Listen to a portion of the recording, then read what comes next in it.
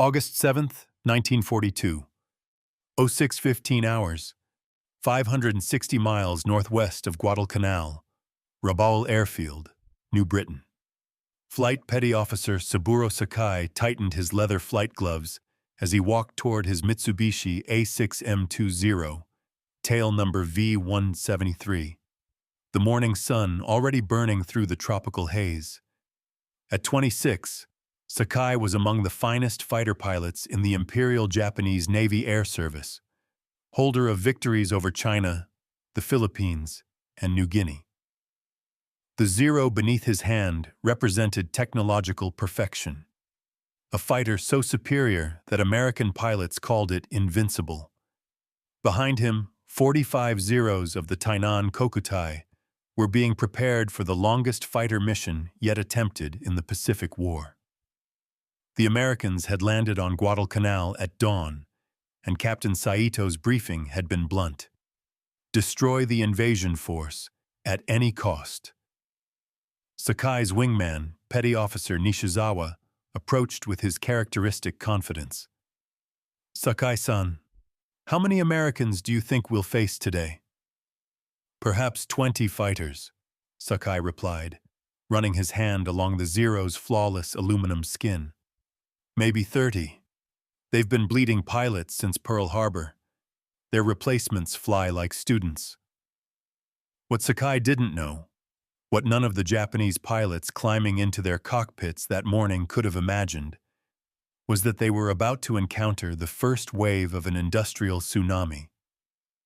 While Japan's pilot training program was producing roughly 100 pilots per month through a brutal selection process that rejected 95% of applicants, America had already graduated 10,000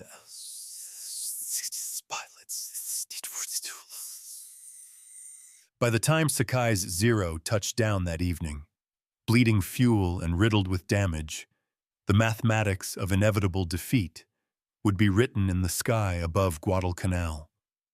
The numbers were already damning, though no Japanese commander understood their implications yet. In 1939, the United States had graduated fewer than 1,000 pilots from flight training. By 1943, that figure would explode to 20,842. By 1944, to 21,067. The civilian pilot training program, begun in 1939 with just 330 students at 13 colleges, had mushroomed to encompass 52 educational institutions training 435,165 qualified pilots. America wasn't just building an air force. It was industrializing aerial warfare itself. But in August 1942, as Sakai strapped himself into the cramped cockpit of his Zero, such numbers seemed impossible. Japan had won every carrier battle. The Zero had achieved kill ratios of 12-1 against Chinese pilots, then repeated that dominance against the British, Dutch, and Americans. Japanese naval aviation represented the finest synthesis of pilot skill and aircraft design the world had ever seen. Sakai himself embodied this excellence. His path to the cockpit had required superhuman endurance. Of the 1,500 young men who had applied for his training class, only 70 were selected. Of those 70, only 25 graduated. The 3-year program was designed to break men. Brutal physical discipline, academic rigor, and flight training that killed the weak or unlucky. Instructors struck students unconscious with rattan sticks for minor infractions. Night beatings were common. Men who cried out received more punishment.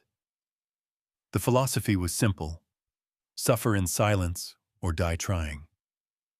Those who survived became something extraordinary. By the time Sakai earned his wings, he had absorbed 700 hours of flight training, more than most American pilots would receive in the entire war.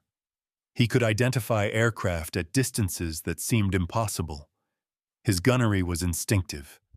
He had never lost a wingman in combat, a point of fierce pride. His Zero reflected the same obsessive pursuit of perfection. Designed by Jiro Horikoshi, the A6M combined performance characteristics that Western engineers insisted were mutually exclusive. It could reach 331 miles per hour. Its operational range exceeded 1,900 miles without external tanks. It could climb to 20,000 feet in 7 minutes. Most devastatingly, it could outturn any fighter in the world, executing maneuvers that would tear the wings off American or British aircraft. The armament was lethal: 2 7.7mm machine guns in the nose and 2 20mm cannon in the wings. In the hands of pilots like Sakai, these weapons had destroyed hundreds of Allied aircraft. The Zero's maneuverability meant Japanese pilots could position themselves for deflection shots that American pilots, struggling in their heavier fighters, could never achieve. This morning's mission would test that superiority again. The flight to Guadalcanal would consume most of the Zero's fuel, 560 miles each way at economical cruise settings. They would have perhaps 20 minutes over the target before being forced to turn for home. 20 minutes to destroy the American landing force and drive their fighters from the sky. Lieutenant Sasai, Sakai's squadron commander, gathered the pilots for final instructions. His brother-in-law, Lieutenant Commander Tashiro, was stationed at Tulagi, just north of Guadalcanal. The invasion had likely already overrun his position. Sasai's voice carried controlled fury. "The American fighters are from aircraft carriers," Sasai said. "Regular Navy pilots, not Army. Be careful. Never lose sight of my plane." Sakai felt his stomach tighten slightly. Carrier pilots meant better training, better aircraft. But the confidence built over 8 months of unbroken victories pushed the concern aside. He had faced British Hurricanes, Dutch Brewster Buffaloes, American P-40s. All had fallen to the Zero's superiority and Japanese pilot skill. At 06:45, the first Zero lifted off from Rabaul's coral runway, followed seconds later by another, then another, until 45 fighters were airborne, forming into precise 3-plane sections, 9-plane divisions. The formation flying was immaculate. Japanese pilots trained in these formations until they could maintain position while half asleep. It looked magnificent. It was also, though they didn't know it yet, tactically obsolete. The flight southeast was uneventful. Below, the Solomon Islands chain stretched like green jewels across sapphire water. Sakai focused on fuel management, leaning the mixture to squeeze every possible mile from his tanks. At this range, any combat would consume fuel at terrifying rates. 5 minutes of maximum power could mean ditching in the ocean on the return flight. 3 hours after takeoff, the American fleet appeared on the horizon. Sakai counted the ships and felt his pulse quicken. Dozens of transports, protected by destroyers and cruisers. And there, unmistakable even at this distance, the flat decks of aircraft carriers. He scanned the sky for the inevitable combat air patrol. "Enemy fighters!" The call came over the radio, tense but controlled. 11 o'clock, below us!" Sakai spotted them immediately, dark silhouettes against the morning sea. Grumman F-4F Wildcats, the stubby American carrier fighters. He counted quickly. At least 15, possibly 20. More than he'd expected, but the numbers still favored the Japanese. Lieutenant Commander Nakajima, leading the group, transmitted orders for the escort Zeros to remain with the bombers while challenging fighters engaged the Americans. Sakai's division was among those tasked with sweeping the Wildcats aside. The tactical doctrine was straightforward. Use the Zero's superior climb and maneuverability to get above and behind the Americans. then dive on them individually. The Wildcats were known to be tough, heavy, rugged, well-armored, but they couldn't match the Zero's agility. In a turning fight, the American pilots were already dead. Nakajima rolled into his attack, diving toward the nearest Wildcat, with 2 Zeros following. Sakai watched, analyzing the Americans' response. The Wildcat didn't try to turn. Instead, it dove away, picking up speed, then suddenly pulled up hard, while its wingman cut across Nakajima's nose from the opposite direction. Nakajima's voice crackled over the radio, frustrated and confused. "They're using some kind of double-team maneuver. I can't get a shot without exposing myself to his wingman." Sakai had never seen this tactic. The Americans were fighting as coordinated pairs, weaving back and forth, each pilot covering his partner. When a Zero pursued one Wildcat into a turn, the second Wildcat would be positioned perfectly for a beam attack. When the Zero broke off to engage the second Wildcat, the first would reverse, and the pattern would repeat. It was called the Thach weave, though Sakai would never learn the name. Lieutenant Commander John S. Thach had developed it specifically to counter the Zero's turning advantage. It worked because it ignored the Japanese strength and exploited a weakness the Japanese didn't know they had. Their 3 plane sections created an odd man out who was always vulnerable to the weaving pairs. Sakai selected his target, a lone Wildcat that appeared separated from the formation. He dove from above, the Zero responding instantly to his touch, closing the distance with predatory speed. The American pilot was good, weaving and jinking, but Sakai had fired at evasive targets hundreds of times. He settled the illuminated sight on the Wildcat's fuselage and squeezed the trigger. The Zero's guns hammered, the 20mm cannon particularly violent in their recoil. Bright tracers arced across the morning sky.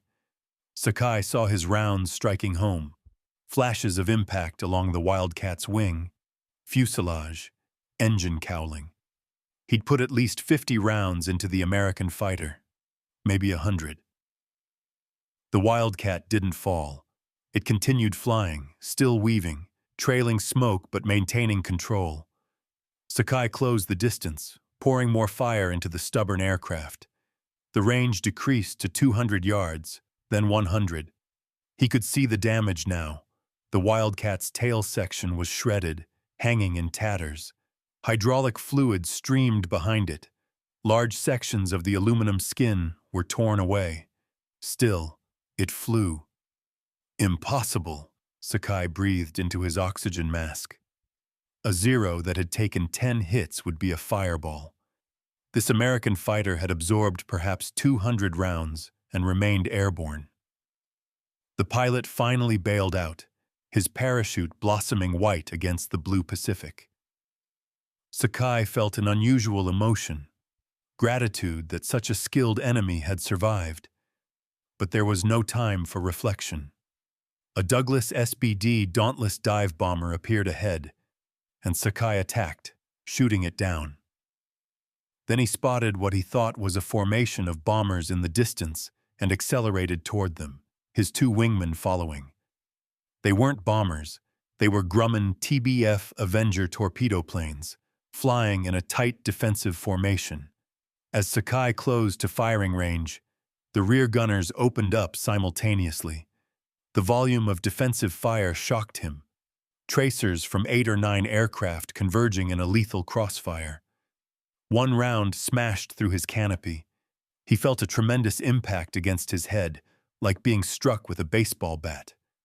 His vision exploded in red, then black, then returned partially as his Zero rolled inverted. Blood filled his cockpit. He couldn't see clearly from his right eye. The stick felt distant, as if operating through thick mud. His aircraft was diving toward the ocean, and he was fading in and out of consciousness. What followed was an act of will that would become legendary. Sakai somehow regained control, leveled the Zero, and began the 640-mile flight back to Rabaul.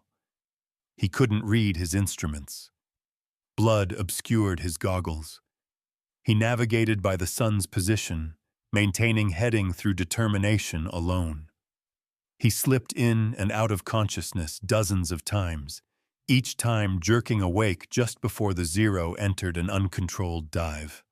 4 hours and 47 minutes later, Sakai landed at Rabaul ground crews, found him slumped in the cockpit, his face a mask of dried blood, his right eye destroyed. The bullet had entered beneath his right eye, shattered bone, and exited behind his ear. That he survived was miraculous. That he flew 640 miles in this condition was impossible.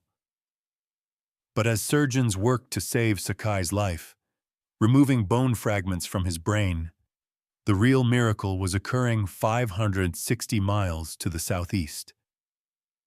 At Henderson Field, the captured Japanese airstrip on Guadalcanal, American pilots were landing, refueling, and taking off again.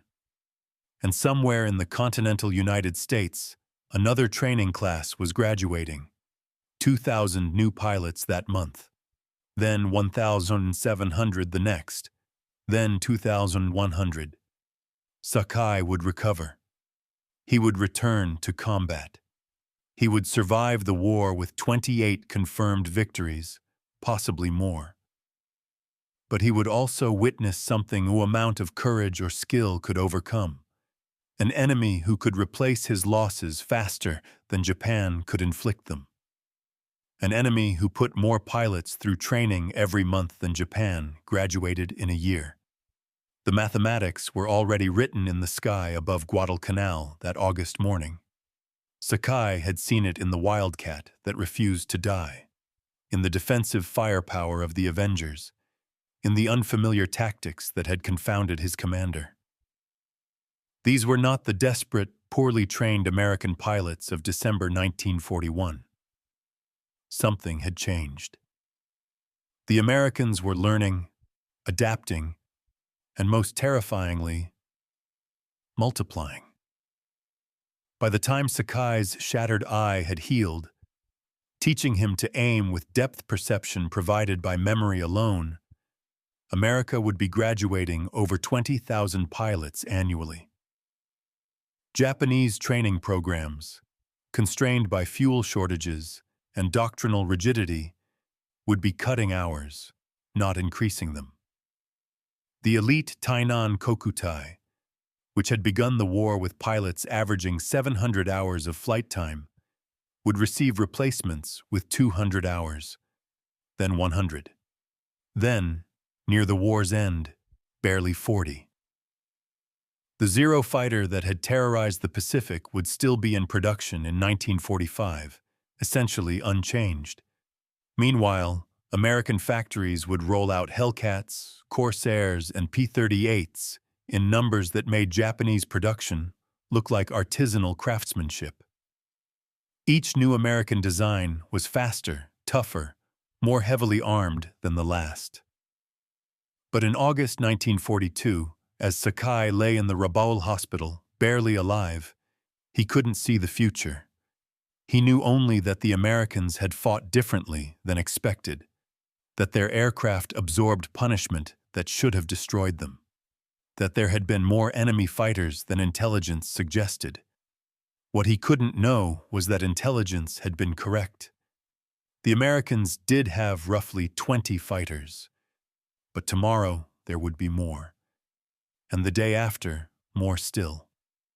Not because American factories built better aircraft, though they did, but because American training schools produced pilots in numbers that Japanese planning had never contemplated. The kill ratio that day above Guadalcanal had been roughly even. Some accounts claimed Japanese advantages, others American. But the ratio didn't matter anymore. The equation had changed. Japan was fighting a war of quality, selecting the finest pilots from millions and training them to perfection over years. America was fighting a war of production, training thousands adequately, and overwhelming the enemy through sheer numerical superiority backed by industrial might. 1-0 pilot, no matter how skilled, could only be in one place, could only shoot down so many enemies, could only fly so many hours before exhaustion or death claimed him. But 1,000 American pilots, each trained to acceptable standards, could be everywhere simultaneously.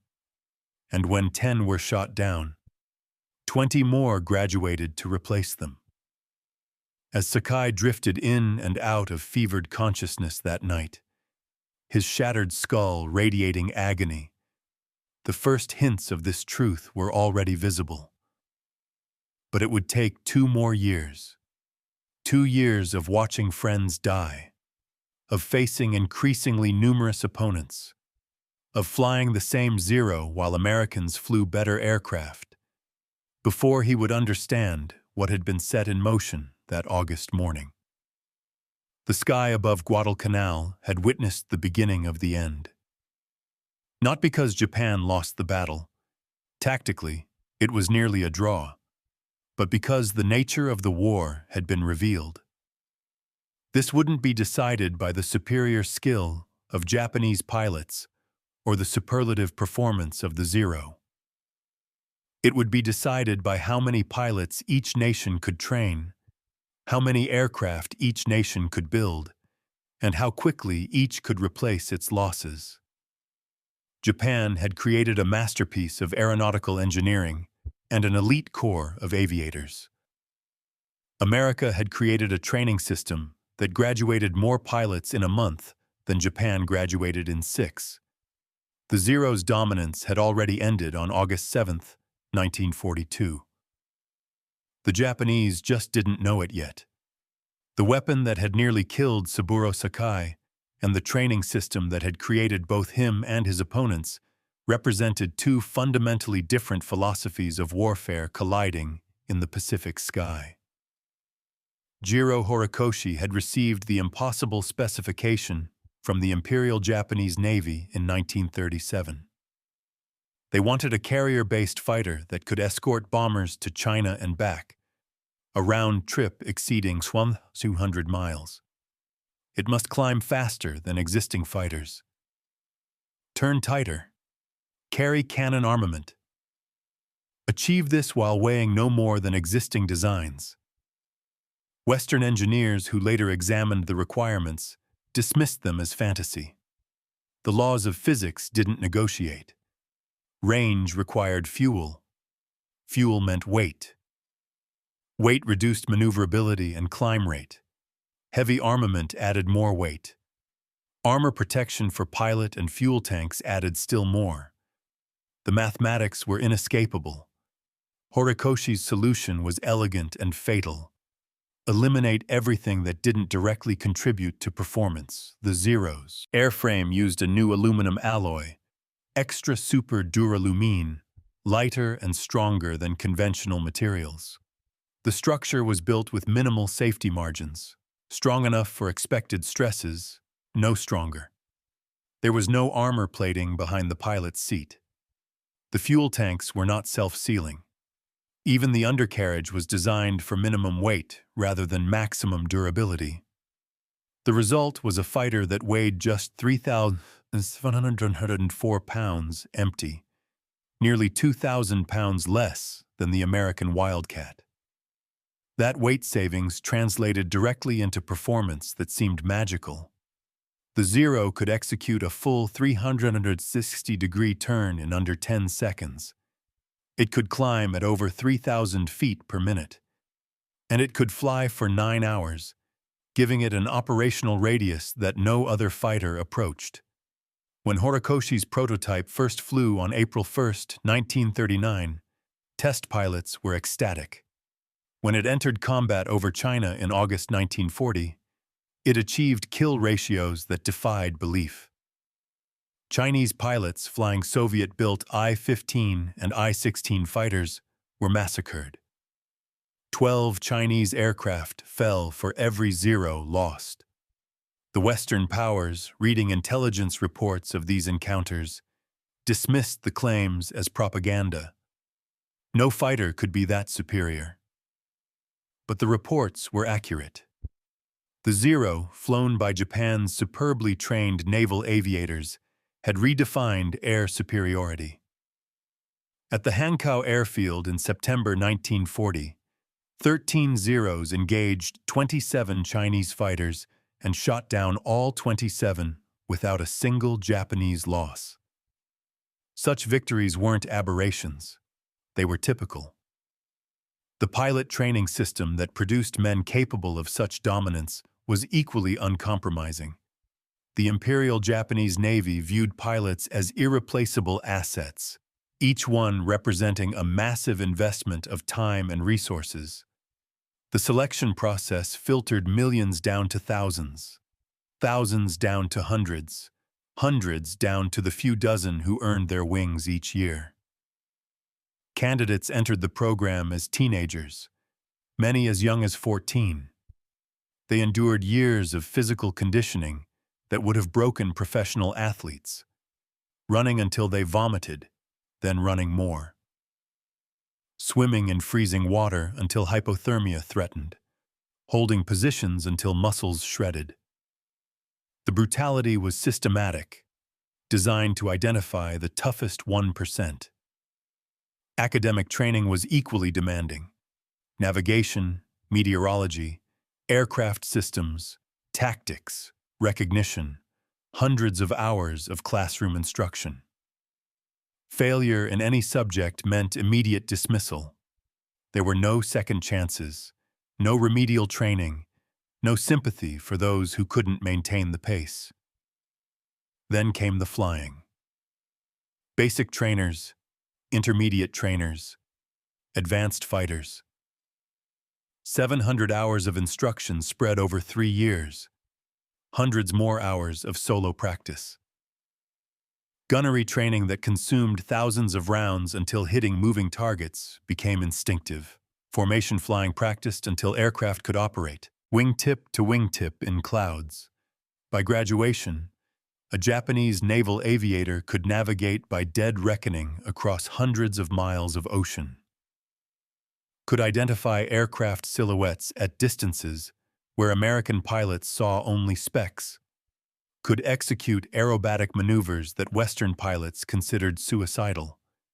Most critically, could survive in combat through skill rather than aircraft durability. This philosophy, quality over quantity, elite warriors rather than mass armies, reflected Japan's cultural and practical realities. The nation lacked the industrial capacity for mass production. It lacked the population base for numerical superiority. What it possessed was discipline, dedication, and a willingness to invest everything in creating a small number of supremely capable warriors. The philosophy had worked brilliantly in China. It had worked at Pearl Harbor, where 353 aircraft from 6 carriers had crippled the Pacific Fleet while losing only 29 planes. It had worked in the Philippines, in the Dutch East Indies, across Southeast Asia. By mid-1942, Japanese naval aviation was the most lethal force of its kind in the world. But the philosophy contained a fatal flaw, one invisible in victory but catastrophic in attrition. It couldn't scale. When Saburo Sakai entered flight training in 1937, the Imperial Japanese Navy was graduating approximately 100 pilots per year through its rigorous program. This number increased slightly as war approached, perhaps 150 per year by 1941. Even with wartime urgency, the program couldn't be substantially accelerated without compromising the quality that made Japanese pilots superior. America's approach was fundamentally different, though in 1939, few recognized how different. The civilian pilot training program had begun almost by accident. In 1938, watching Germany and Italy train thousands of civilian pilots in thinly disguised military programs, the United States decided to create its own version. The initial program was modest: 13 colleges, 330 students, described as an experiment in vocational training. By 1939, the experiment had expanded to 435 colleges and universities, training over 9,000 pilots. The curriculum was straightforward: 72 hours of ground school, 35 to 50 hours of flight instruction. Not enough to create combat pilots, but enough to provide a foundation that military training could build upon. The graduates weren't elite. Many washed out of further training. But they entered the military pipeline with basic skills already mastered, freeing up military instructors to focus on advanced techniques and tactics. More importantly, the program proved something crucial. Pilots could be trained in large numbers without decades-long apprenticeships.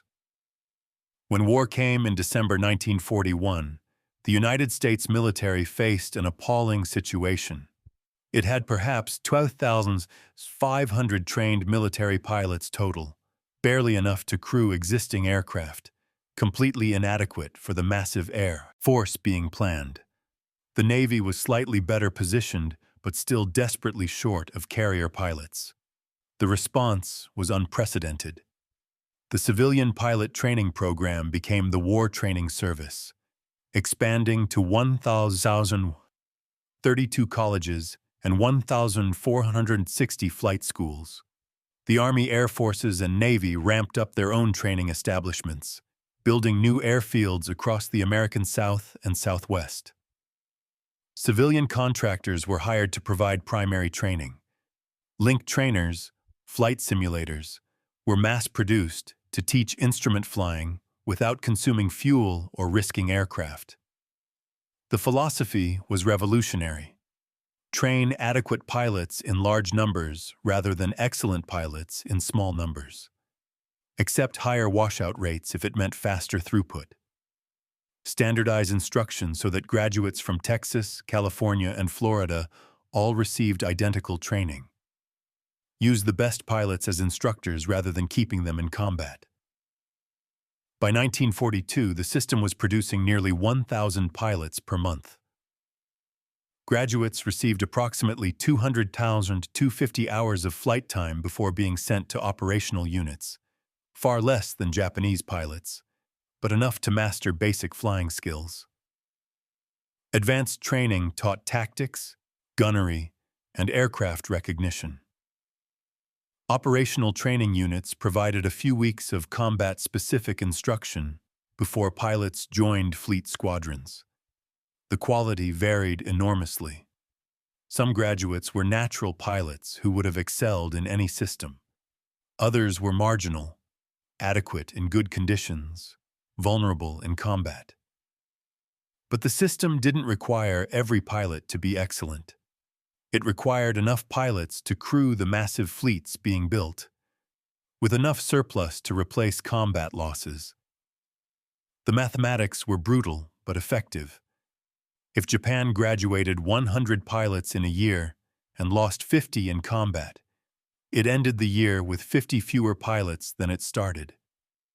If America graduated 10,000 pilots in a year and lost 2,000 in combat, it ended the year with 8,000 more pilots than it started.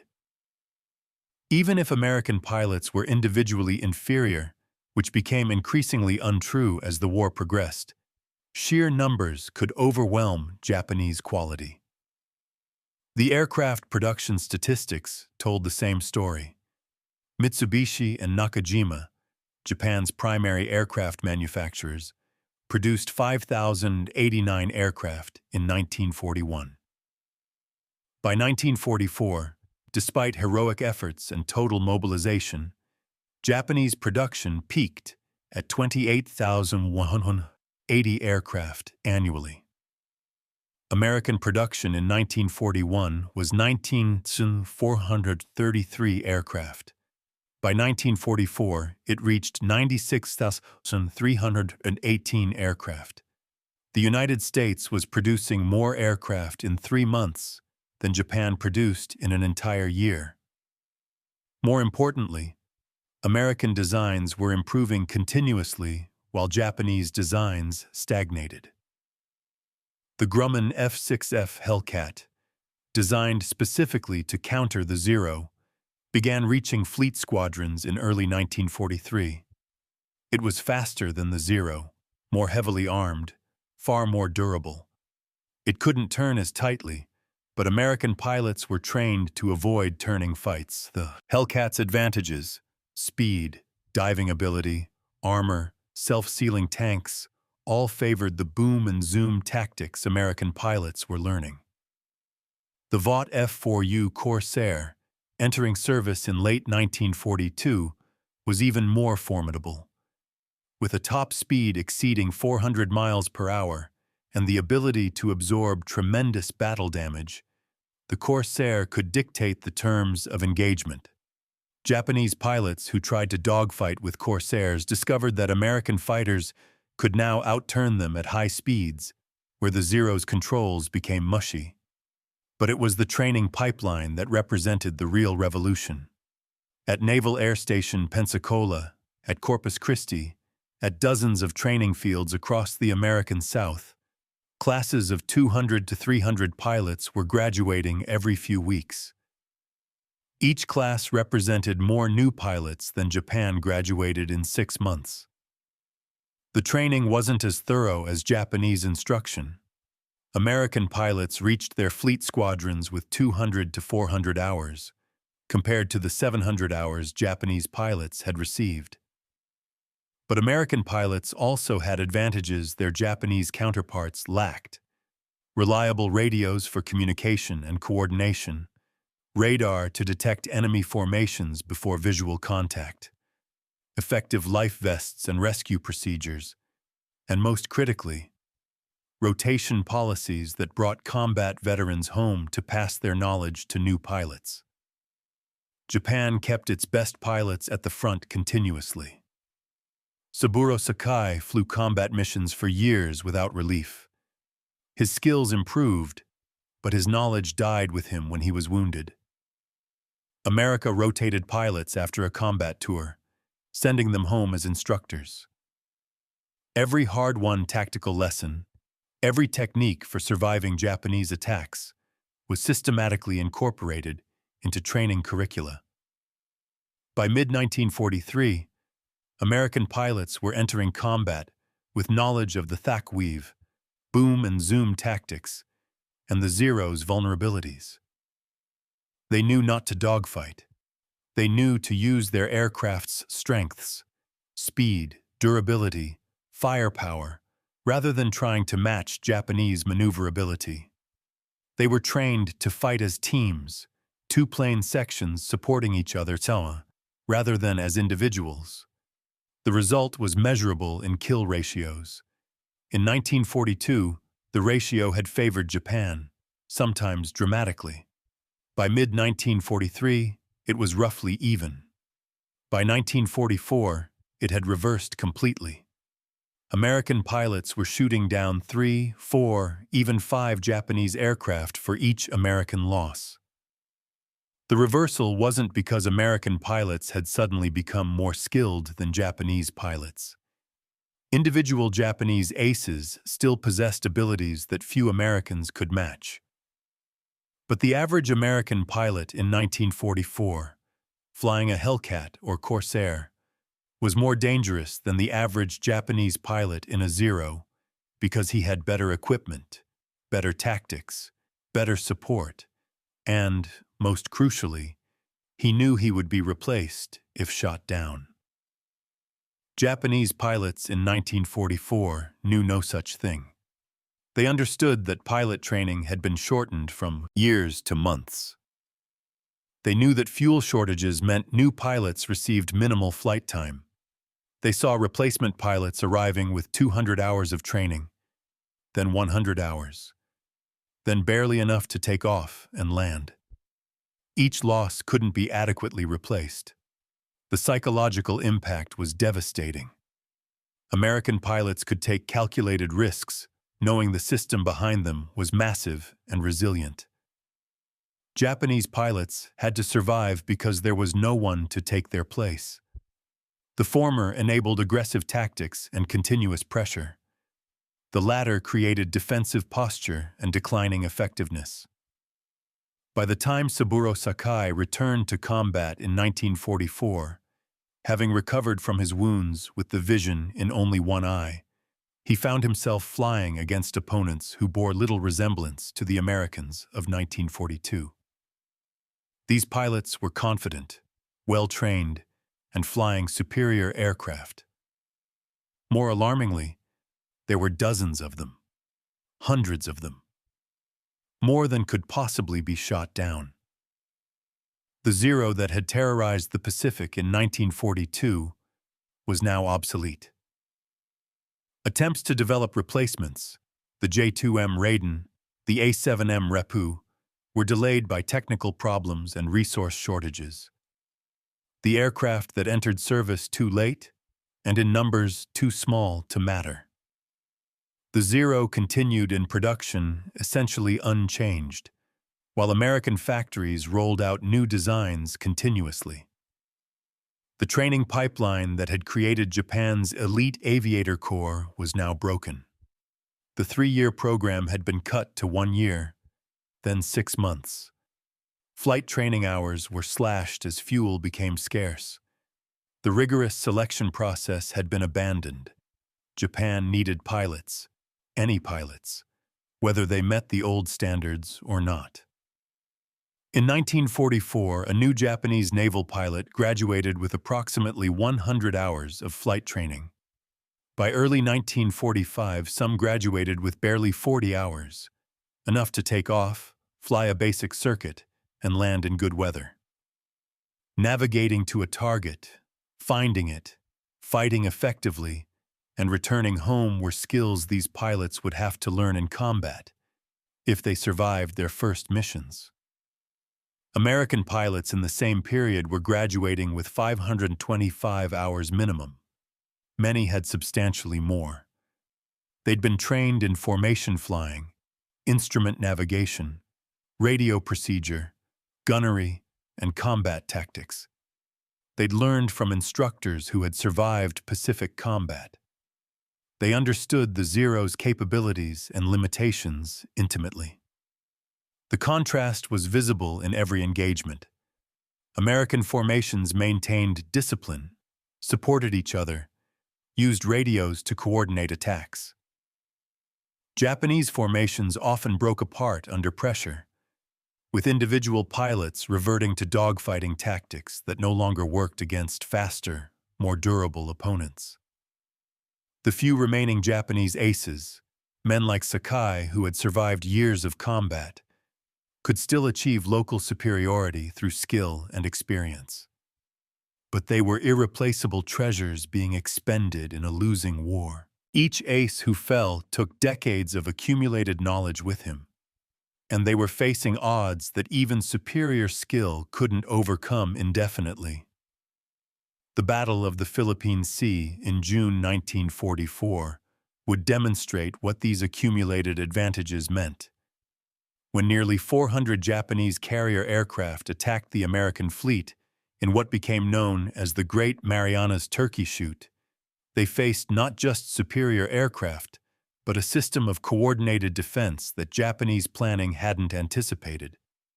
Radar detection gave early warning. Fighter directors vectored interceptors to optimal positions. Combat air patrols were stacked at multiple altitudes. The slaughter was comprehensive. American pilots shot down over 300 Japanese aircraft in a single day. The kill ratio approached 10-1. And among the dead were not just inexperienced replacement pilots, but also many of Japan's remaining veterans, including flight instructors who had been pulled from training duty to fill out carrier squadrons. It was the mathematical end of Japanese naval aviation as an effective force.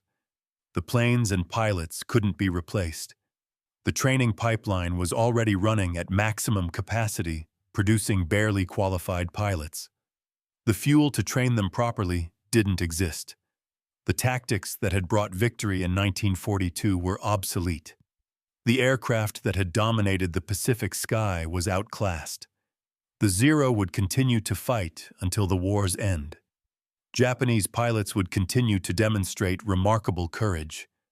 Individual aces would still achieve victories against impossible odds. But the outcome was no longer in doubt. America's strategy of mass production had defeated Japan's strategy of elite excellence. Not because American pilots were braver or American aircraft were better designed, though both were true by 1944, but because America could train 20 pilots in the time Japan trained one, build 5 aircraft while Japan built one, and replace combat losses faster than they occurred. The war would grind on for another year, growing increasingly desperate for Japan. But the fundamental equation had been set in those first months after Pearl Harbor, when American training schools began graduating thousands of pilots, while Japanese programs remained constrained by tradition, resources, and a philosophy that valued quality over quantity. Saburo Sakai had seen the beginning of this transformation above Guadalcanal in August 1942. The full implications would become clear in the skies over the Philippines, over Iwo Jima, over Okinawa, where American pilots would achieve a dominance as complete as Japan's had been 3 years earlier. The Zero had been a masterpiece, but masterpieces, no matter how perfect, can be overwhelmed by adequate mass production backed by industrial might. The sky belonged to the side that could fill it with pilots. June 19, 1944. 08:30 hours. Flight deck of the carrier Zuikaku, 300 miles west of Guam. Flight warrant officer Kiyoshi Takahashi gripped the cockpit rim of his Zero as the deck crew maneuvered his aircraft toward the launch position. At 19 years old, with 187 hours of total flight time, he was about to fly his first major carrier battle. Takahashi-san, his squadron leader, Lieutenant Matsumoto, appeared beside the aircraft. The veteran's face was drawn, aged beyond his 28 years. Stay with the formation. Do not break away for individual attacks. The Americans have learned to fight. They are not the same enemy we faced 2 years ago. Hi, Matsumoto-tai. Takahashi's voice cracked slightly. He cleared his throat, embarrassed. Around him, 43 other Zeros were being positioned for launch, part of a massive strike force, 69 fighters, dive bombers, and torpedo planes from Zuikaku and her sister carriers. Lieutenant Matsumoto studied his youngest pilot with concern. Takahashi had arrived at the squadron 3 weeks ago, one of 20 replacement pilots sent to fill the gaps left by attrition. He could fly adequately in good weather. His gunnery scores were acceptable. But he had never fired at a moving target, never fought against an enemy who was trying to kill him, never faced the reality that flying into battle meant most of his squadron might not return. "Remember your training," Matsumoto said, though both men knew that Takahashi's training had been abbreviated, compressed, stripped of everything except the absolute essentials. "If you are hit, try to reach our fleet. If you cannot, ditch near our submarines. They will search for you." The launch officer's flag went up. Matsumoto squeezed Takahashi's shoulder once, then jogged toward his own aircraft 3 positions ahead. Takahashi's hands were sweating inside his gloves, despite the morning coolness. He had memorized the briefing. American Carrier Task Force approximately 300 miles east. Multiple carriers protected by cruisers and destroyers. Intelligence estimated 20 to 30 American fighters on combat air patrol. The strike force would overwhelm them through numbers, destroy the carriers, return victorious. The mathematics seemed straightforward. 69 Japanese aircraft against 30 American fighters. More than 2-to-1 odds. The Zero was still maneuverable, still deadly in skilled hands. They would win. What the briefing hadn't mentioned, what Japanese intelligence didn't know, was that the American task force included 15 carriers, not the 3 or 4 estimated. That those carriers had launched over 200 fighters to intercept the Japanese strike. That American radar had detected the incoming formation while it was still 150 miles away, giving fighter directors time to position interceptors at optimal altitudes. That the American pilots, flying Grumman F-6F Hellcats, had been trained specifically to counter the Zero's strengths. The launch officer's flag dropped. The first Zero roared down the deck, lifting off smoothly. Then the second. Then the third. Matsumoto's aircraft, climbing and turning right to begin forming up. Takahashi counted the launches ahead of him, trying to control his breathing. His turn. The deck crew signaled him forward. He advanced to the launch position, locked his brakes, and pushed the throttle to maximum power. The Sake engine howled. The entire aircraft vibrated. The launch officer checked his wings, confirmed they were level, then dropped his flag. Takahashi released the brakes. The Zero accelerated down the wooden deck, the island structure blurring past. The bow appeared, then the open ocean. He pulled back gently on the stick, and the Zero lifted off, climbing away from the water that suddenly looked very close. His heart was hammering. He'd made 62 carrier landings during training, but launching into combat felt entirely different. The knowledge that he would have to fight, then find his way back to this tiny ship in the vast Pacific, then land with possible battle damage, the weight of it pressed on him like physical force. "All aircraft, form on my wing." Lieutenant Matsumoto's voice over the radio was calm, professional. Takahashi located his leader's Zero and maneuvered into position. 3 aircraft lengths away, slightly behind and below. Around him, the strike force assembled into a formation that looked impressive, nearly 70 aircraft arranged in precise groups. The flight east took 90 minutes. Takahashi focused on formation keeping, monitoring his fuel, scanning the sky as he'd been taught. The ocean below was an endless blue expanse. Clouds scattered at 3,000 feet provided occasional cover. He saw nothing threatening. At 1,000 hours, the radio crackled. "Enemy carriers ahead! 40 miles!" Takahashi strained forward in his seat, searching the horizon. At first, he saw nothing. Then, gradually, he distinguished tiny dark shapes against the water. Ships, dozens of ships, more than the briefing had indicated. Far more. "Prepare for combat," Matsumoto transmitted. "Stay in formation. Do not break away. Mutual support is our only advantage." Advantage? The word struck Takahashi as odd. Since when did Japanese pilots need to worry about maintaining advantages? Then he saw them. Dozens of dark silhouettes climbing toward the strike force from below. Not 20 fighters. Not 30. What looked like hundreds.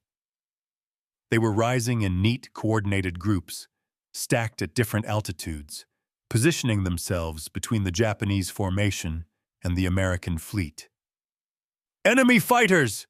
The call came from multiple pilots simultaneously, voices tight with shock. "Maintain formation!"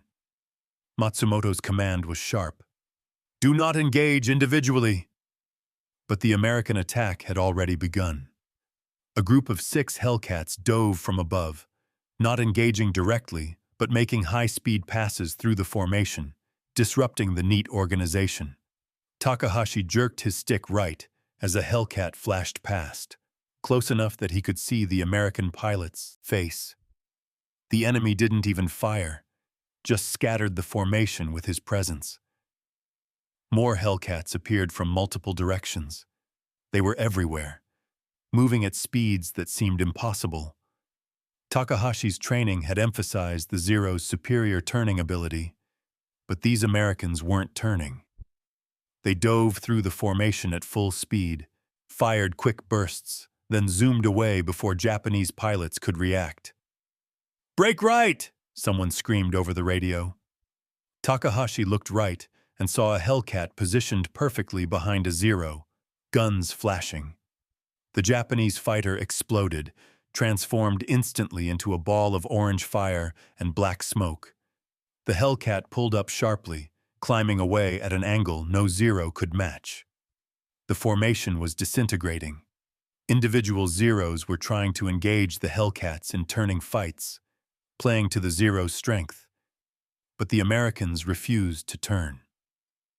They maintained speed, used their height advantage, made lightning attacks, and disappeared before return fire could touch them. "Takahashi! On my wing!" Matsumoto's voice cut through the chaos.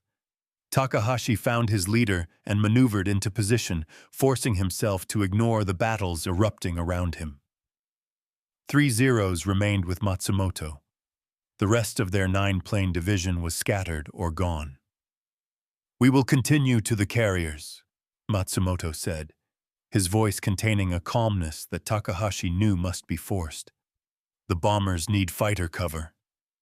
They pressed on, diving to lower altitude, trying to use cloud cover. Takahashi's neck ached from constantly checking his 6 o'clock position. His flight suit was soaked with sweat. His hands gripped the stick too tightly, making precise control difficult. More Hellcats appeared, this time attacking from directly ahead in what Americans called a head-on pass. The closing speed was terrifying. 2 aircraft approaching each other at a combined 600 miles per hour. Takahashi saw the Hellcat's wings light up with muzzle flashes and instinctively pulled up. The American's rounds passed beneath him, missing by inches. But the Zero beside him wasn't as fortunate. Heavy .50 caliber rounds smashed through the aircraft's unarmored structure. The wing folded, the fuselage broke in half, and pieces of aircraft and pilot tumbled toward the ocean.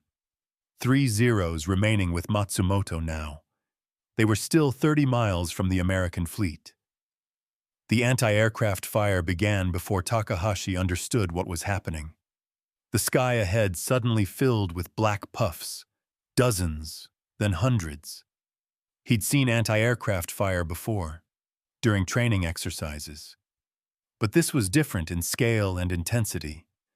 The Americans were throwing up a wall of exploding steel, creating a barrier that seemed impassable. "Dive through it," Matsumoto ordered. "Do not climb. Stay below 2,000 feet." They dove, and Takahashi experienced true terror for the first time. The black bursts were everywhere, each one capable of shredding his aircraft.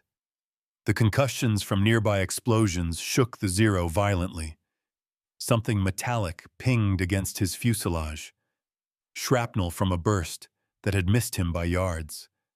A Zero ahead simply disintegrated as a 5-inch shell exploded directly in front of it. One moment the aircraft existed, the next moment there was only expanding debris. No fire, no smoke trail, just instant erasure. They emerged below the flak at 1,500 feet, somehow still alive. The American fleet spread before them, more ships than Takahashi had imagined existed. He counted carriers, 6, 7, 8 visible from this angle, each surrounded by screening vessels. The entire formation seemed to be firing, creating a dome of steel through which nothing could pass. "There!" Matsumoto pointed at a carrier on the formation's edge. "We attack that one. Follow my lead." The 3 Zeros turned toward their target, accelerating to attack speed. Takahashi armed his guns, flipped the safety off his bomb release. His target, a massive carrier with a crowded flight deck, was growing rapidly in his windscreen. Then he saw what was on that flight deck. Fighters. Dozens of fighters, armed and ready for launch. Even as he watched, the first Hellcat rolled forward, beginning its takeoff run. These Americans had so many aircraft they could keep launching even while under attack. Matsumoto's Zero was hit first. Takahashi saw the rounds walking up the fuselage from tail to cockpit. A destroyer's 5-inch mount had found the range. Matsumoto's canopy shattered, and the Zero rolled inverted and dove straight into the ocean, striking the water at 300 miles per hour. There was no explosion, just a massive white splash, and then nothing. Takahashi was suddenly alone, flying at 1,500 feet toward a carrier protected by more firepower than he'd imagined possible. Every instinct screamed at him to break off, to run, to escape. But the attack was everything. The mission was everything. Lieutenant Matsumoto had died completing his attack run. Takahashi would not dishonor him by fleeing. He steadied his aim, ignoring the tracers that now seemed to converge from every direction. The carrier filled his sight. He could see men on the deck, scrambling for cover, could see the details of the island structure, could see. The hit felt like a giant fist punching his aircraft from below. The Zero shuddered violently, and the engine note changed from a healthy roar to a grinding scream. Smoke poured from the cowling. The oil pressure gauge dropped to 0. Takahashi pulled the bomb release and felt the weapon fall away. Through the smoke obscuring his windscreen, he couldn't tell if it hit anything. The Zero was dying, settling toward the water, the engine seizing. He had perhaps 30 seconds before impact. Following his training, he aimed for a destroyer on the formation's perimeter, intending to crash into it. If he was going to die, he would take Americans with him. But the Zero was losing altitude too quickly, and the destroyer was firing directly at him. Heavy rounds punched through his wing, his tail, his cockpit. One round hit his right leg. The pain was incredible, overwhelming, turning his vision white. He tried to maintain control, but the stick was sluggish, unresponsive. The Zero rolled left and dove toward the water. The impact with the ocean at 200 miles per hour should have killed him instantly. Instead, through some combination of angle and fortune, the Zero's nose hit first. The aircraft cartwheeled, and Takahashi was thrown clear, still strapped to his seat. He had a confused impression of spinning sky and water. Then he was in the ocean, sinking, the seat dragging him down. His hands found the seatbelt release. The seat fell away. He kicked for the surface, his wounded leg useless, his lungs screaming for air.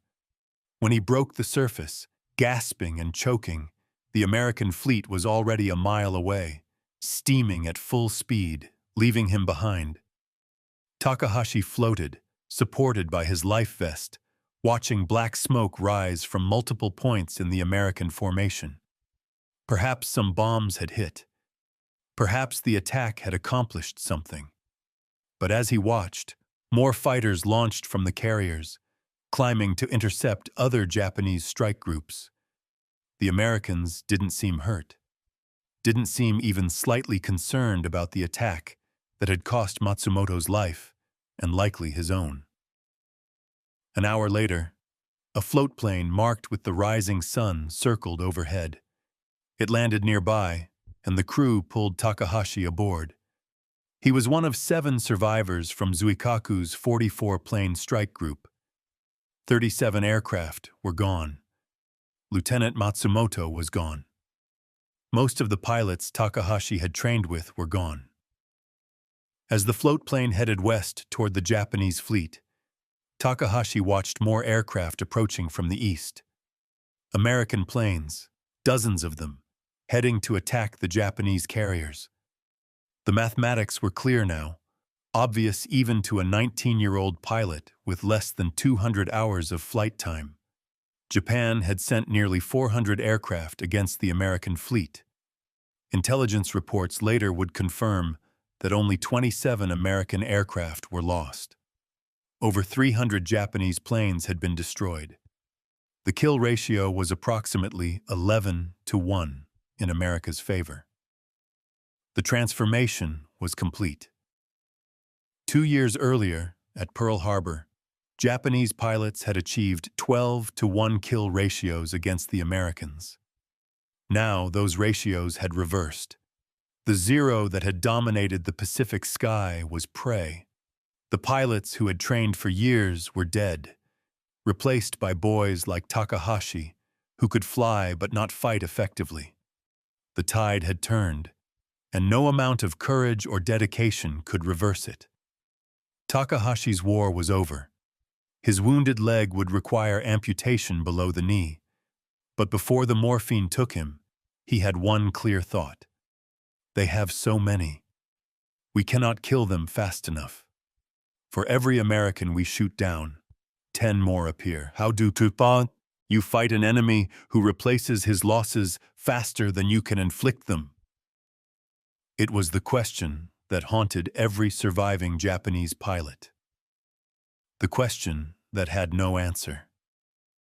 By the end of June 19, 1944, the Imperial Japanese Navy's carrier air arm effectively ceased to exist as a fighting force. The aircraft could be replaced, eventually. The carriers could be repaired. But the pilots, the irreplaceable, elaborately trained pilots, were gone, and there was no way to replace them. The Great Marianas Turkey Shoot, as gleeful American pilots called it, represented the mathematical end of Japanese naval aviation. Not because the Zero was a bad aircraft, or because Japanese pilots lacked courage, but because America could graduate 2,000 pilots in the time Japan graduated 100, could build 10 aircraft while Japan built 1, could absorb losses that would cripple Japan and continue fighting at full strength. Takahashi, recovering in a hospital in Yokosuka, would never fly again. But he would watch the war continue for another year, would see the kamikaze attacks that sent barely trained pilots on one-way missions, would understand finally that his country had never stood a chance against an enemy that could replace every loss and still overwhelm Japanese defenses through sheer numerical superiority. The sky belonged to the side with the most pilots, and America had pilots the way it had factories, resources, and ships, in quantities beyond Japanese comprehension. The lessons of the Marianas Turkey Shoot spread through Japanese military circles, like ripples from a stone thrown into still water. What had happened on June 19, 1944, wasn't an isolated defeat. It was confirmation of a pattern that Japanese commanders had been observing with growing alarm for 18 months. Vice Admiral Jisaburo Ozawa, commanding the Mobile fleet during the battle, wrote in his after-action report words that were never made public. We have lost the capability to conduct carrier operations. This is not a temporary condition that training can remedy. The Americans produce pilots faster than we can train them, and each American pilot arrives better prepared than our own. The numerical disparity makes victory mathematically impossible. The report was filed, read by senior staff, and quietly suppressed. Admitting such hopelessness served no purpose, but the truth couldn't be hidden from the pilots who flew the missions. Warrant Officer Zenji Abe, a veteran with over 400 combat hours and 16 confirmed victories, returned from a fighter sweep over Iwo Jima in August 1944 and gathered his squadron's replacement pilots. 7 young men, average age 19, average flight time 120 hours, stood nervously as the ace spoke. "The Americans will not dogfight," Abe said bluntly. "Everything you learned about aerial combat in training is obsolete. They dive on you from above. They fire a short burst. They climb away before you can return fire. If you try to follow them up, they outclimb you. If you try to turn with them at high speed, their aircraft turn better than the Zero. Your only chance is to see them first, position yourself higher, and dive away before they reach firing range. One of the young pilots raised his hand hesitantly. Abe-san, how do we complete our missions if we must always run from the enemy? Abe's expression was grim. You don't complete the missions. You try to survive them. Mission completion is no longer possible against American fighter strength. Our goal now is to force them to expend ammunition and fuel, to delay their advance by making them fight us. We are buying time with our lives, though for what purpose I cannot say. The young pilot who had asked the question would be dead within a week, shot down by a Hellcat he never saw.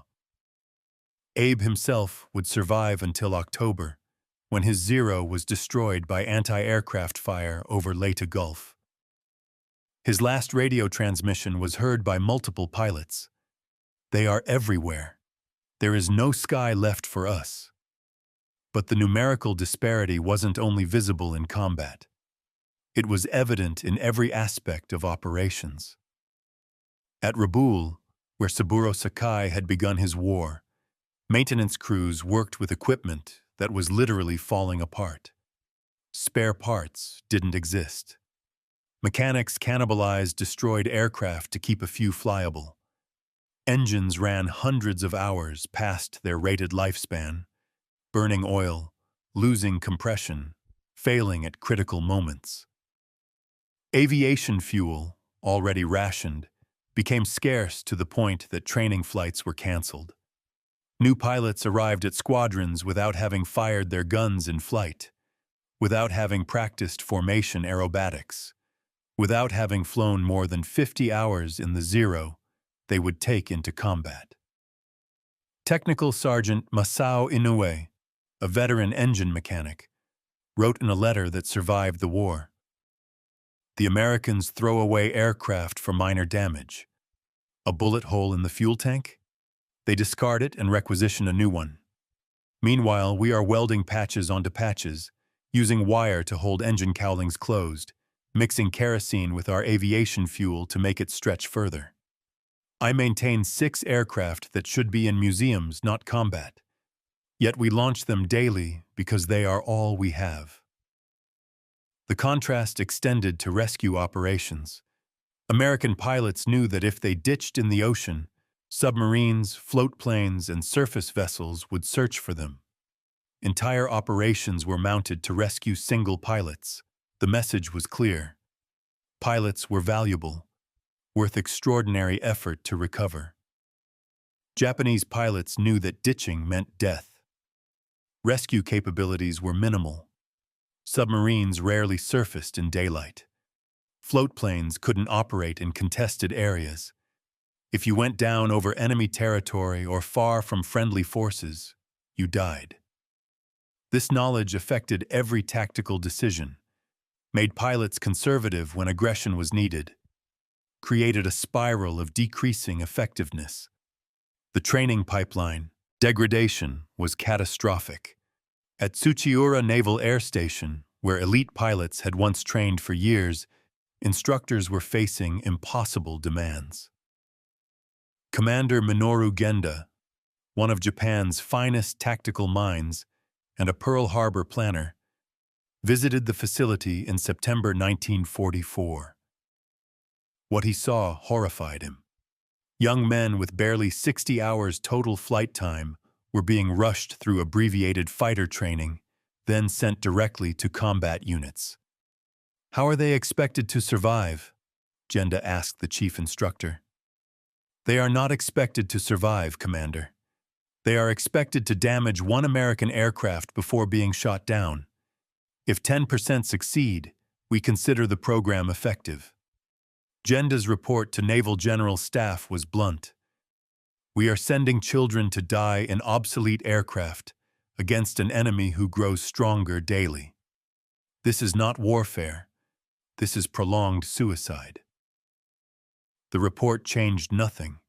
There were no alternatives. Japanese industry couldn't produce better aircraft in adequate numbers. The fuel to train pilots properly didn't exist. The experienced instructors were being pulled back to combat units because every pilot was needed at the front. The spiral continued downward. Meanwhile, American training continued to improve. Combat veterans rotating home brought hard-won tactical knowledge that was immediately incorporated into curricula.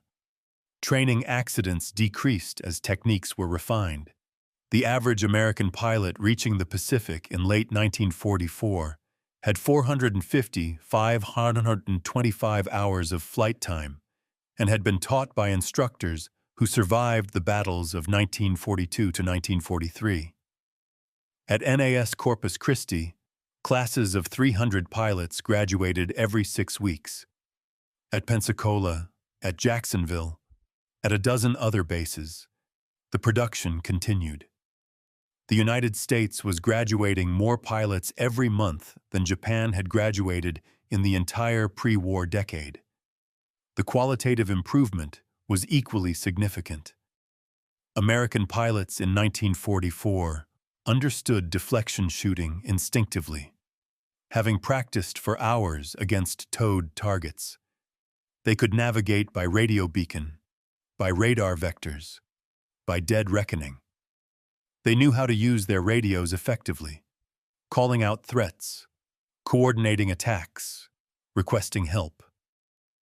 They flew as integrated teams rather than as individuals.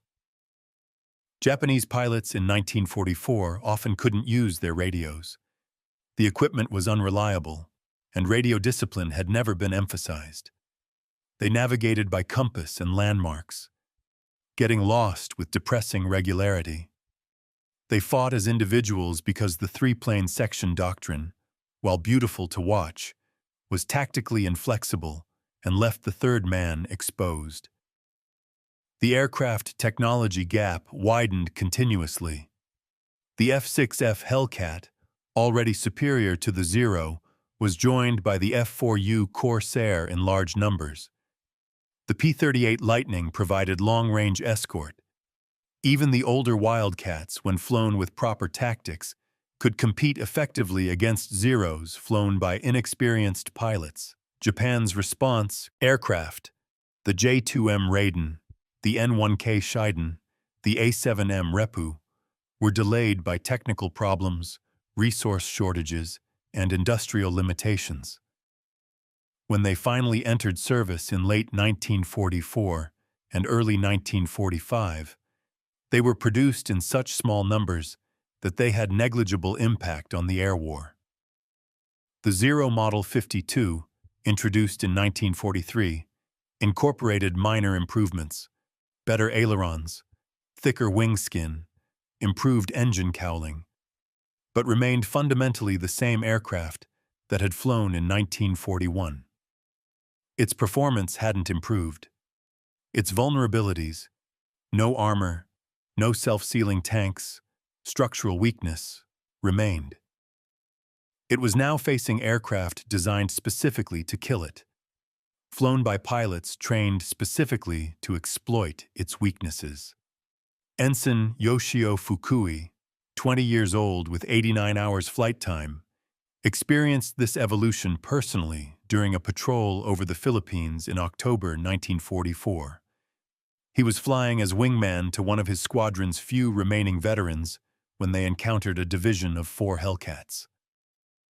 "Stay on my wing," his leader ordered. "We dive away together. Do not engage." But Fukui's instructor at flight school had emphasized aggressive tactics, had told them the Zero's maneuverability made it superior to any American fighter. When the Hellcats dove on the formation, Fukui instinctively pulled into a hard turn, trying to bring his guns to bear. The Hellcat leader saw Fukui's turn, anticipated it, and adjusted his dive angle slightly. Fukui completed his turn and found himself staring at an American fighter positioned perfectly on his 6 o'clock, 200 yards behind, guns tracking smoothly. The burst that killed Fukui lasted less than 2 seconds. 650 caliber machine guns firing 4,800 rounds per minute created a cone of metal through which nothing could pass. Fukui's Zero exploded, transformed instantly from aircraft to debris.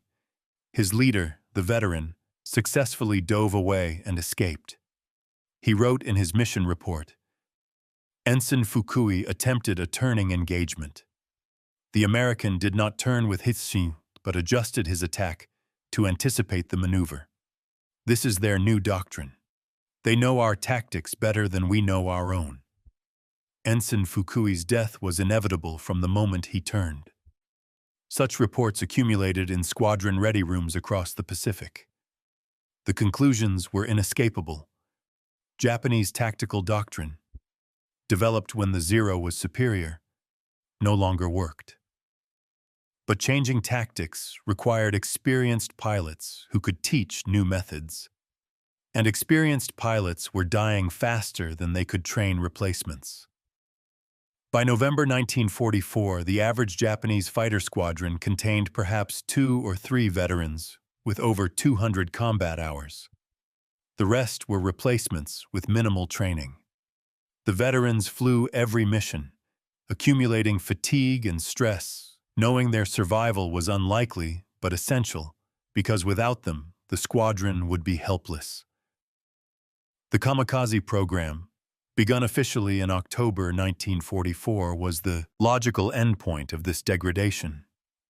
If pilots couldn't be trained to fight effectively, they could at least be trained to take off, find the enemy fleet, and crash into it. The required skill level was minimal. The psychological burden was enormous, but volunteers were found. Young men told they were saving their homeland, told their sacrifice would be remembered, told they were continuing the samurai tradition. In reality, kamikaze attacks represented Japan's admission that conventional air combat was no longer possible.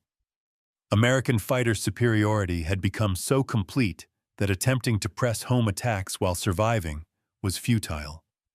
Better to guarantee 1 hit per pilot by turning the pilot himself into a weapon. The Americans found the kamikaze attacks terrifying, but not strategically effective. Radar gave warning. Fighter patrols intercepted most attackers before they reached the fleet. Anti-aircraft fire had improved dramatically. The vast majority of kamikaze pilots died without hitting anything. Those who did hit ships rarely sank them. American damage control was too effective. American ship construction too robust. But kamikaze attacks did reveal something significant. They were more effective than conventional attacks by poorly trained pilots in obsolete aircraft. A Zero flown by a 40-hour pilot who tried to bomb a ship and escape would almost certainly miss and be shot down. The same Zero, deliberately crashed into the ship, had perhaps a 15% chance of hitting. The mathematics, horrific as they were, favored suicide attacks. Saburo Sakai, recovered from his wounds and returned to combat in 1944, watched this evolution with despair. He flew defensive patrols over Japan, engaging American bombers, seeing the B-29 superfortresses in formations so large they darkened the sky. He escorted kamikaze pilots partway to their targets, watching young men fly to certain death while he was ordered to return home. In his diary, Sakai wrote an entry that captured the psychological toll on surviving veterans. Today, I escorted 6 special attack aircraft toward the American fleet. All 6 pilots were younger than my students were when I was an instructor. They waved to me as they turned toward their targets, and I watched them disappear into the clouds. None returned. Tomorrow, 6 more will go, and the day after, 6 more. How many Americans did they kill? I will never know. But I know that 6 more Japanese pilots are dead, and 6 more Zeros are gone, and the Americans will launch another 100 bombers tomorrow, and there is nothing I can do to stop them. The final insult came in the air defense of Japan itself. American P-51 Mustangs, flying from Iwo Jima after its capture in March 1945, escorted B-29 raids over Tokyo. These single-engine fighters, operating 650 miles from their base, outranged Japanese fighters designed for carrier operations. They outperformed the Zero in every measurable way. They were flown by pilots with hundreds of hours of training who had been taught specifically how to fight in Japanese airspace. Japanese defenders rose to meet them and died in disproportionate numbers. Kill ratios of 10 to 1 or higher were common.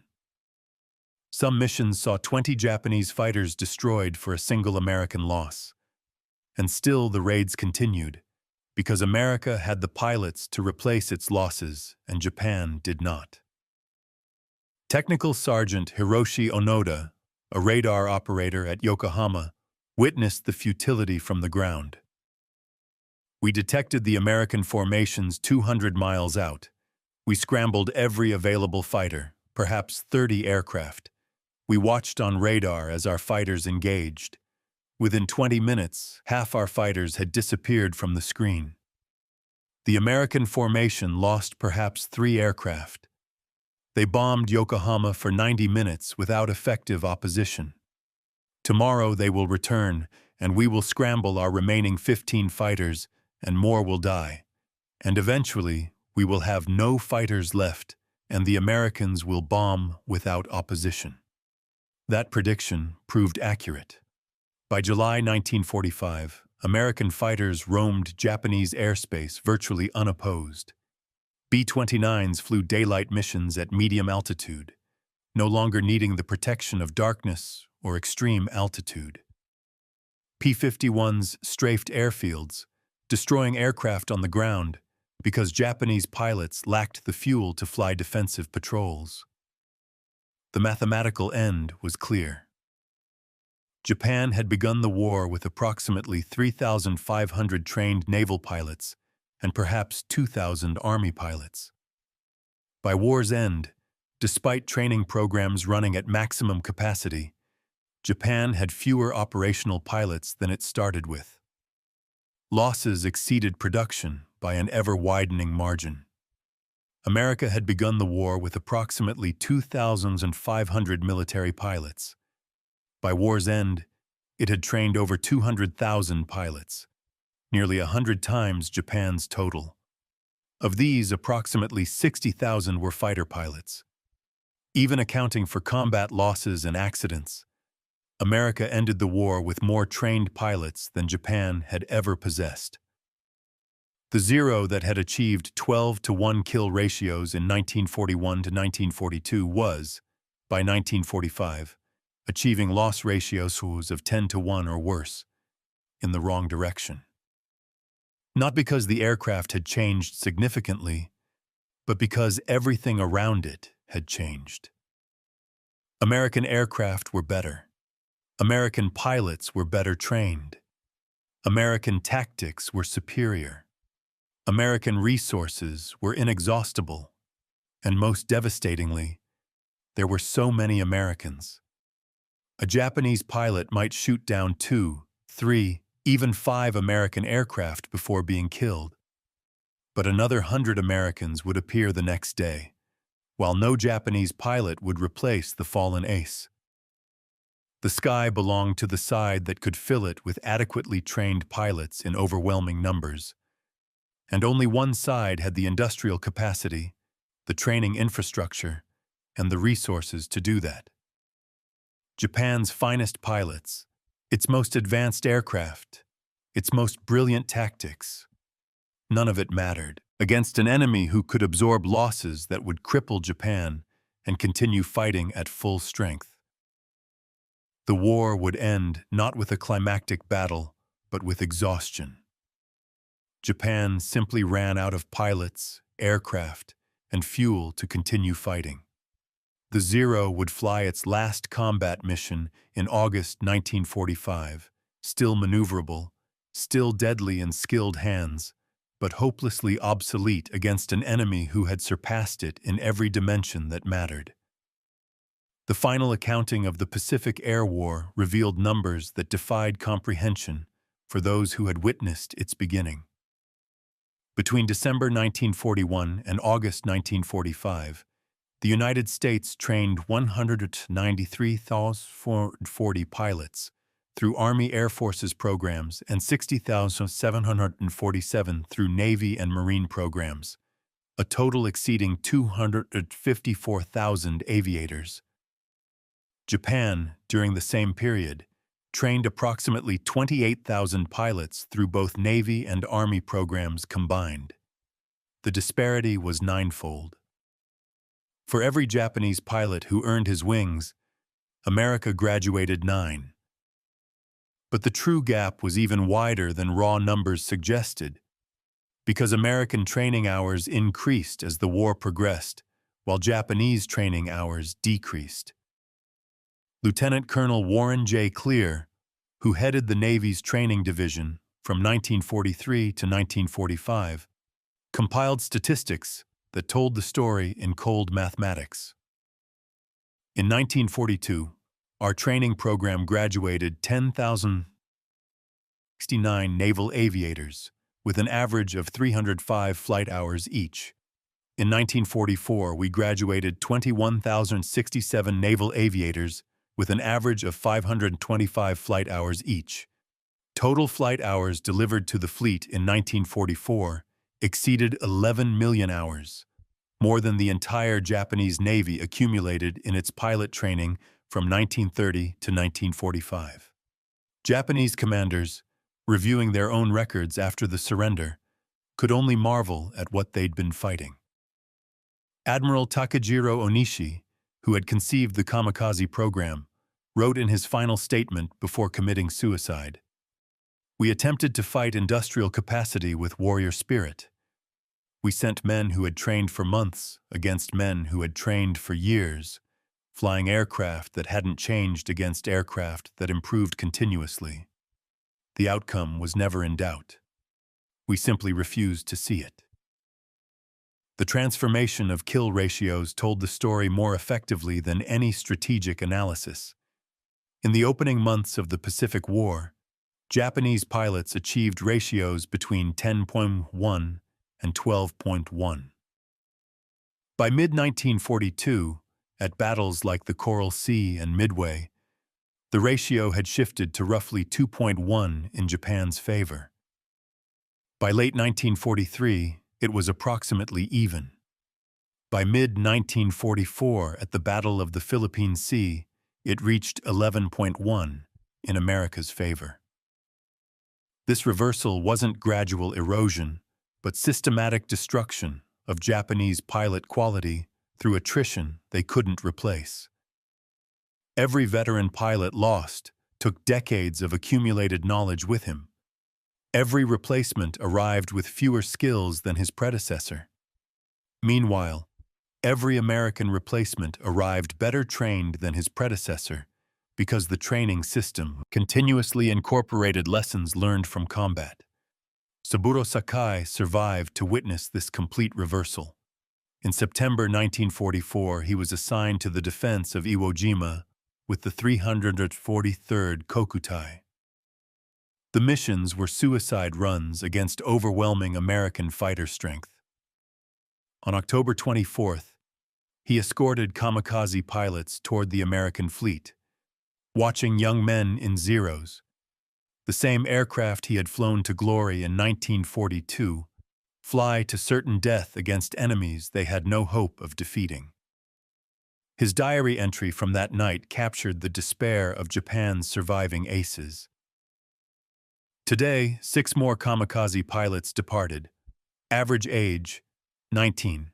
Average flight time, approximately 60 hours. I watched them struggle to maintain formation during the flight out. 3 could barely hold position. These are the pilots defending our homeland. These are the men flying the aircraft I once used to achieve dominance over China and the Philippines. The Americans shoot them down like students at a training exercise. We are sending children to die because we have no one else to send. In a 1986 interview, long after the war, Sakai reflected on the specific moment he understood Japan would lose. It was at Guadalcanal, August 7, 1942. I shot down the Grumman fighter after putting perhaps 500 rounds into it. That aircraft should have exploded. It kept flying. Then I looked around and saw not 20 American fighters as we expected, but what seemed like hundreds. They kept coming, wave after wave. I thought, where are all these pilots coming from? Later, much later, I learned that America was graduating 2,000 pilots per month while we graduated perhaps 100. That is when I understood. Not because their pilots were better, they weren't, not in 1942, but because there were so many of them. You cannot defeat an enemy who replaces his losses faster than you can inflict them. The aircraft production statistics reinforced the pilot training disparity. Japan produced approximately 76,000 aircraft of all types during the war. The United States produced 324,750 aircraft, more than 4 times as many. More significantly, American production accelerated through the war, while Japanese production peaked in 1944 and declined thereafter due to bombing and resource shortages. But the true measure wasn't total production. It was the production of advanced types. The Mitsubishi A6M Zero remained in production, essentially unchanged, from 1940 to 1945. Approximately 10,939 Zeros were built across all variants. Meanwhile, Grumman produced 12,275 F6F Hellcats between 1942 and 1945. More Hellcats than all Zeros, and each Hellcat was technologically superior to the aircraft it was designed to defeat. The Vought F4U Corsair, an even more capable fighter, was produced in quantities of 12,171 aircraft. Combined, just these 2 American fighters outnumbered all Japanese fighter production of all types during the war, and both were better aircraft than anything Japan fielded in significant numbers. Master Sergeant Robert E. Ross, who served with VF-17 Flying Corsairs in 1944, recalled the psychological impact on Japanese pilots. We'd intercept them during raids, and you could see their tactics falling apart. The experienced pilots would try to run. They knew they couldn't dogfight us. The inexperienced pilots would try to turn with us, and we'd shoot them down in seconds. By mid-1944, killing a Zero in a Corsair wasn't difficult. It was almost unfair. They were flying 3-year-old technology with minimal training against current-generation fighters flown by pilots who'd been thoroughly prepared for every contingency. The fuel situation compounded Japan's problems catastrophically. Japan's aviation fuel production peaked at approximately 700,000 kiloliters in 1943, then declined sharply as American submarines interdicted tankers and bombers struck refineries. By 1945, aviation fuel was so scarce that training flights were canceled. Operational aircraft sat grounded for lack of fuel, and some units experimented with burning mixture of gasoline and turpentine distilled from pine roots. America's aviation fuel production exceeded 50 million barrels in 1944 alone, approximately 8 billion liters, more than 11 times Japan's total wartime production. American training squadrons burned more fuel in a month than Japan allocated to front-line fighter units. The disparity was so vast that American commanders never had to consider fuel constraints in operational planning. Captain Yasuhiro Hasegawa, who commanded a fighter squadron defending Okinawa in April 1945, wrote in his last letter home before being killed, We have 12 operational aircraft. We have fuel for perhaps 6 flights. We face hundreds of American fighters that operate without fuel constraints. They fly multiple sorties daily, while we must carefully ration each flight. Yesterday, we scrambled 6 fighters against an American raid. 4 made it to altitude before running out of fuel and having to return. The 2 who engaged were both shot down. Tomorrow, we will have 10 aircraft if the fuel arrives. The Americans will have hundreds. This cannot be called warfare. This is extermination. The human cost was staggering. Japan lost approximately 80,000 aviators during the war. Pilots, navigators, bombardiers, and aircrew. This represented nearly triple the number Japan had trained, meaning that pilots from pre-war programs were essentially wiped out, and wartime graduates suffered catastrophic casualties. The average lifespan of a Japanese pilot reaching a frontline unit in 1945 was measured in days. American losses were approximately 40,000 aircrew in the Pacific Theater, from all causes, including accidents. This represented roughly 15% of total pilots trained. The difference in survival rates reflected everything: better aircraft, better training, better rescue operations, better medical care, and most fundamentally, better odds when outnumbering the enemy. In the war's final months, even the kamikaze program, conceived as a way to leverage inferior pilots against superior defenses, degraded into futility.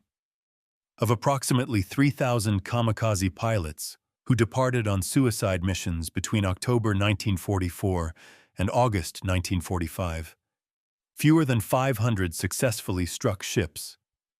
The vast majority were shot down by fighters or anti-aircraft fire before reaching targets. The few who hit ships rarely sank them. The program consumed aircraft and pilots at unsustainable rates while achieving negligible strategic results. Commander John Thach, whose tactics had helped counter the Zero in 1942, witnessed kamikaze attacks from USS Bunker Hill in 1945. They were brave, determined, but they were also ineffective. Our radar picked them up 50 miles out. Our fighters intercepted them 30 miles out. Our anti-aircraft got them at 5 miles. Perhaps 1 in 20 reached attack position. It was tragic, watching boys die uselessly in obsolete aircraft. By 1945, the war was effectively over. The kamikaze program couldn't change that. It just added more Japanese names to the casualty lists. Post-war reunions between Japanese and American aviators revealed the extent of mutual respect that combat had created, but also the vast gulf in experiences. At a 1978 gathering in San Diego, Saburo Sakai met several American aces who had flown in 1944 to 1945. Colonel Dean Diz Laird, who had shot down 8 Japanese aircraft in Hellcats, asked Sakai about his training. When Sakai described the 3-year program, 700 hours of instruction, and brutal selection process, Laird was stunned. "You were better trained than any of us," Laird said. "I had 525 hours when I reached the fleet, and I thought that was extensive. But you're describing a training program that produced genuine masters." Sakai's response was bitter. "We produced masters slowly, in small numbers. You produced adequate pilots quickly, in vast numbers. My training made me superior to any individual American pilot in 1942. But by 1944, there were 1,000 American pilots for every Japanese pilot. Superior individual skill means nothing when you're outnumbered to 1. General Charles Chuck Sweeney, who had piloted the B-29 that dropped the atomic bomb on Nagasaki, attended a 1985 symposium where Sakai spoke about his experiences. After Sakai's presentation, Sweeney approached him privately.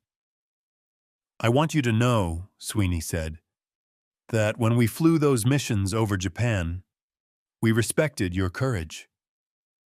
The fighter pilots who came up to intercept us, we knew they had minimal training, obsolete aircraft, insufficient fuel. Yet they came anyway. That took extraordinary bravery." Sakai's response was recorded by a journalist present. "Courage is not enough when you lack everything else. Courage without training, without adequate equipment, without fuel, without hope. That is just a slower form of suicide. We proved that individual valor cannot overcome industrial capacity. That was our lesson. I hope it is remembered." The legacy of the Pacific Air War extended far beyond the conflict itself. The American training system, refined during wartime, became the foundation for post-war military aviation instruction worldwide. The emphasis on standardized curricula, high flight hours, and continuous improvement through incorporating combat lessons became the model for modern air forces. Japan, in the decades after the war, rebuilt its aviation program on American principles. The Japanese Air Self-Defense Force adopted training methods that emphasized volume and standardization rather than elite selection. The philosophy that had failed so catastrophically in war, quality over quantity, was abandoned in favor of the system that had succeeded. Saburo Sakai lived until September 22, 2000, dying at age 84. In his final years, he traveled extensively, speaking to American and Japanese audiences about his experiences. His message was consistent. The Zero was a magnificent aircraft. Japanese pilots were superbly skilled, but we learned that in modern industrial warfare, excellence is not enough. Numbers matter, resources matter, the ability to replace losses matters. America understood this. Japan did not. That understanding determined the war's outcome more than any battle. On August 7, 1992, exactly 50 years after his near-fatal mission over Guadalcanal, Sakai returned to the Solomon Islands as part of a reconciliation ceremony. He stood on the beach at Henderson Field, now a commercial airport, and watched modern jets take off and land. A reporter asked what he thought about as he watched. Sakai was silent for a long moment, then said, "I think about Lieutenant Matsumoto, who died that day. About Nishizawa, the greatest fighter pilot I ever knew, killed in 1944. About the thousands of young Japanese pilots who came after me, sent into battle with less training each year, against enemies who grew stronger each year. I think about how we believed skill and spirit would overcome material superiority. How wrong we were." He paused, watching another jet climb into the same sky where 5 decades earlier he had fought for his life against enemies he didn't yet understand were infinite. That morning, August 7, 1942, I thought we were fighting American pilots. We weren't. We were fighting American factories, American schools, American resources. You cannot kill a factory. You cannot shoot down a training system. You cannot defeat industrial capacity with individual excellence, no matter how superior that excellence might be. The mathematics had been written in the sky that morning, though it would take 2 more years of bloodshed before their full meaning became clear. The Zero that achieved 12-1 kill ratios in 1941 faced aircraft achieving 10.1 ratios against it by 1944, a 22-fold reversal in just 3 years. That reversal wasn't about aircraft quality alone. It was about how many pilots each side could train, how many aircraft each side could build, and how quickly each side could replace its losses. Japan created a masterpiece of aeronautical engineering, and trained an elite corps of aviators to fly it. America created a training system that graduated 50 times as many pilots, flying aircraft that improved continuously because American industry could afford to obsolete old designs while they were still effective. The sky above Guadalcanal on August 7, 1942, had witnessed not just a battle, but a revelation. Saburo Sakai, pouring 500 rounds into a Grumman that refused to die, had glimpsed the truth. Looking around at more American fighters than intelligence predicted, he had seen the future. By August 7, 1945, when Japan surrendered, that future had arrived completely. The Zero's kill ratio had become a loss ratio. The elite Japanese pilot corps had been consumed by attrition. The sky belonged entirely to America, not because American pilots were braver or more skilled individually, but because America could put 1,000 adequate pilots in the sky for every excellent Japanese pilot. The lesson echoed through post-war military planning. In industrial warfare between modern powers, quantity and quality are not opposing strategies. Adequate quality in overwhelming quantity defeats superior quality in limited numbers. The side that can train, equip, and sustain more forces wins, regardless of individual excellence. Saburo Sakai's survival through the entire war, from China in 1939 to Japan's surrender in 1945, made him perhaps the perfect witness to this transformation. He had flown when the Zero was invincible and Japanese pilots were the finest in the world. He had watched that superiority erode, reverse, and finally become meaningless against enemies so numerous that killing them accomplished nothing. His final words on the subject, delivered in a 1998 interview 2 years before his death, served as epitaph for Japanese naval aviation. We achieved 12-1 kill ratios and thought we were invincible. Then America showed us what real power looked like. Not individual aces, but thousands of trained pilots. Not perfect aircraft, but adequate aircraft in unlimited numbers. Not warrior spirit, but industrial capacity. We learned that lesson at terrible cost.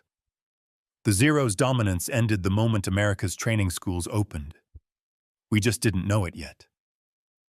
The sky had belonged to those who could fill it with pilots. And only one nation possessed the training infrastructure, industrial capacity, and resources to do that on the scale modern warfare demanded. If you've read this far, you understand that history told with depth and precision reveals truths that simple facts cannot capture. This channel is dedicated to bringing World War II narratives that go beyond surface-level accounts.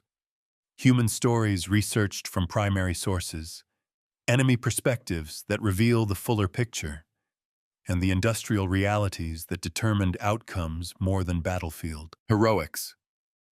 Every script involves extensive research to ensure historical accuracy while maintaining compelling narrative. Subscribe to support this work. Each subscriber helps ensure these kinds of deeply researched historical narratives continue to be produced.